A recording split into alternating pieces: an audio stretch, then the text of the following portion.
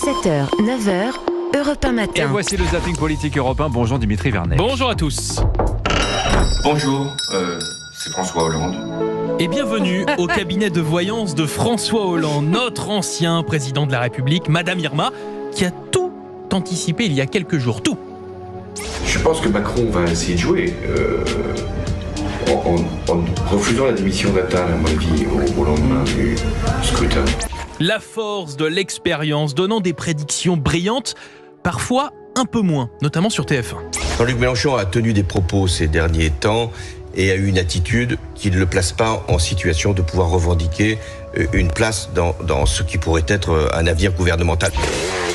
You can't do what we want to do. Mélangez tout ça et vous aurez quoi? Bibidi-bobidi-bou. Alors que la NUPES 2.0 se cherche un candidat pour Matignon, les LFI profitent de la situation pour glisser en douceur le nom de Jean-Luc Mélenchon. Écoutez hier les Insoumis, Manuel Bompard, Mathilde Panot et Thomas Porte. Il faut mettre en place une équipe. Et dans cette équipe, il peut y avoir de préalables sur personne. Pour quelle raison y aurait-il un préalable sur Jean-Luc Mélenchon? Jean-Luc Mélenchon est celui qui, grâce à qui, a pu exister non seulement la NUPES, mais aujourd'hui le nouveau Front Populaire. Jean-Luc Mélenchon n'est absolument pas disqualifié. Et je dis une chose ici, Jean-Luc Mélenchon n'est absolument pas disqualifié pour être Premier ministre. Allez-y. Et cette stratégie est bien rodée. Fantomas, lui, de son côté, multiplie les prises de parole en ce moment. Hier, il était sur LCI. On ne peut pas, sans raison, sans cause, sans motif, dire pas lui, pas lui, pas lui, pas elle. Pourquoi ? Il faudrait qu'il y ait des raisons d'une gravité singulière. Mais encore, Jean-Luc. Je fais partie de la solution, pas du problème. Depuis le début, je dis, ce n'est pas moi qui créerai un problème.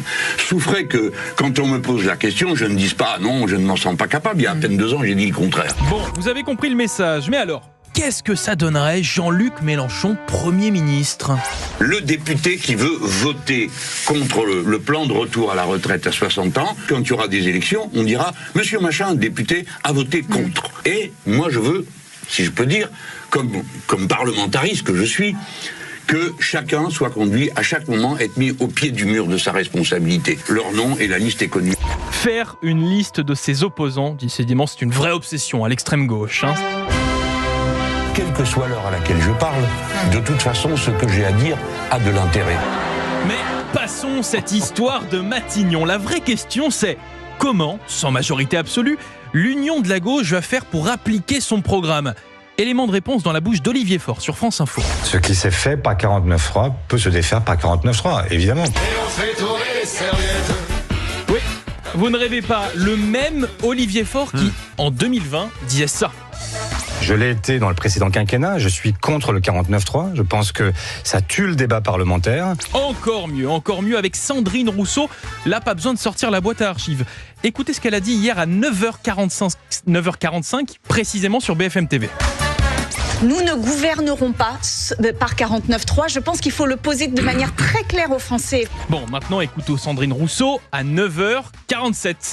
J'ai dit qu'on ne gouvernerait pas à coup de 49.3. Ça n'exclut pas que s'il y a vraiment une situation de blocage, on puisse exceptionnellement y recourir. Ouais, bon, décidément, il ferait bien de demander des conseils à leur gourou. Il y a une règle de météo politique. Quand le vent souffle fort, il emporte aussi les girouettes. À demain.